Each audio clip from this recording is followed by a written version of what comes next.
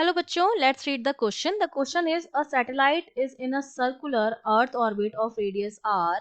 The area A enclosed by the orbit depend on r square because A equals to pi r square. Determine how the following properties of the satellite depend on r.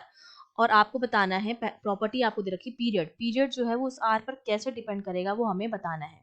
तो देखिए इस question को solve करने के लिए हमारा जो की कॉन्सेप्ट रहेगा, इस की कॉन्सेप्ट में हम जानते हैं कि कैपलर ने क्या दिए थे, लॉस दिए थे फॉर प्लेनेटरी मोशन। ठीक है, प्लेनेटरी मोशन के लिए कैपलर ने कुछ लॉ दिए थे, उसमें से एक लॉ जो होता है वो लॉ ऑफ पीरियड होता है।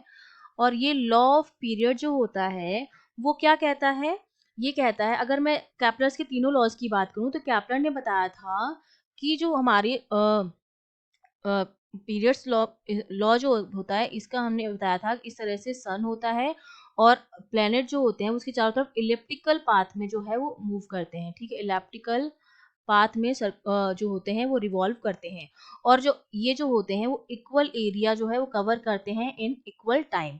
ठीक है, और जो तीसरा लॉ था जिसको हम लॉ ऑफ पीरियड भी कहते हैं, दो लॉ तो ये हो गया कि एक तो इलेप्टिकल पाथ में जो है वो रिवॉल्व करता है प्लेनेट, दूसरा इक्वल एरिया का, इधर अगर एरिया ए है इधर एरिया A2 है तो A1 जो होगा A2 के बराबर होगा। इक्वल एरिया कवर करता है इन इक्वल टाइम कोई भी जो प्लेनेट होता है जो इलेप्टिकल पाथ में मूव कर रहा है, ये दूसरा हो गया।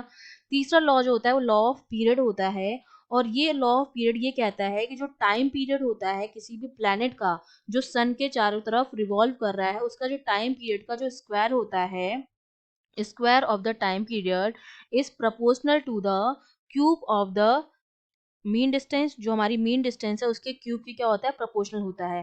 तो यहाँ से मैं कह सकती हूँ कि जो मेरा टी आएगा, अगर मैं टी स्क्वायर जो आ जाएगा, यहाँ पर एक कांस्टेंट आ जाएगा इसको मैं सी लिख दूँ, सी आर क्यूब के बराबर होगा।